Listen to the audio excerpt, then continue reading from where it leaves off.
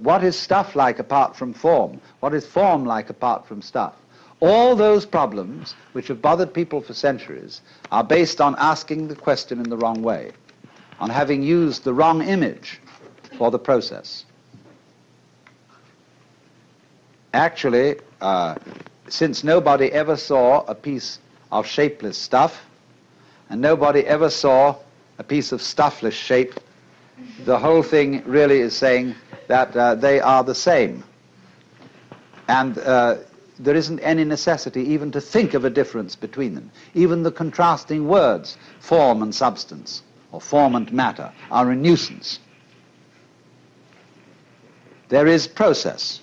There is the flow of thought. And the flow of thought doesn't have to happen to anyone. Experience does not have to beat upon an experiencer.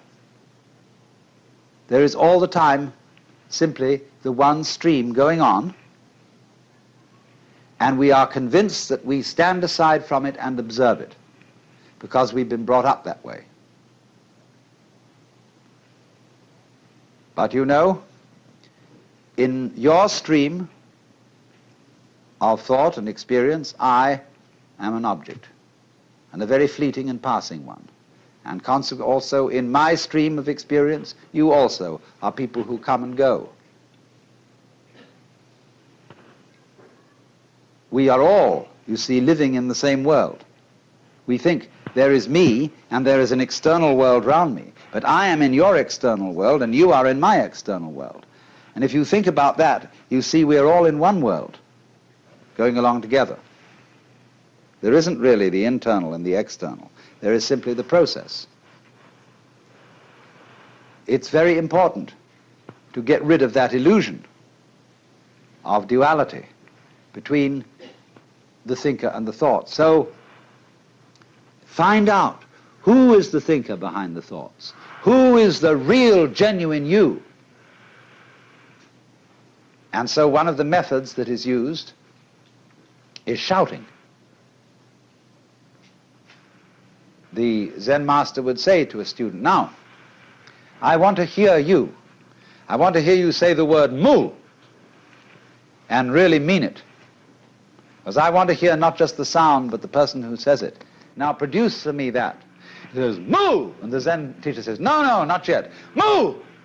And he says, it's only coming from your throat.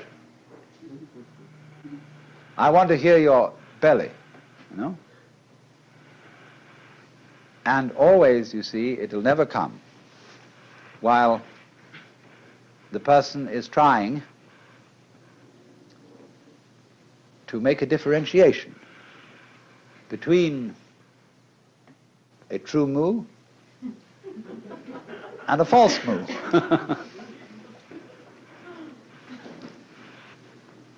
To act with confidence, you just do it. But since people are not used to that, it is necessary to set up protected situations in which it can be done. If we just in the ordinary way of social intercourse acted without deliberation, we would get into amazing confusions. As when people say, always speak the truth. Never tell a white lie. And they say exactly what is true and what they think about other people. Well, they can raise a great deal of trouble. But the experience of Zen has been that there should be a kind of enclosure in which this kind of behavior can be done until the people are expert in it and know how to apply it in all situations.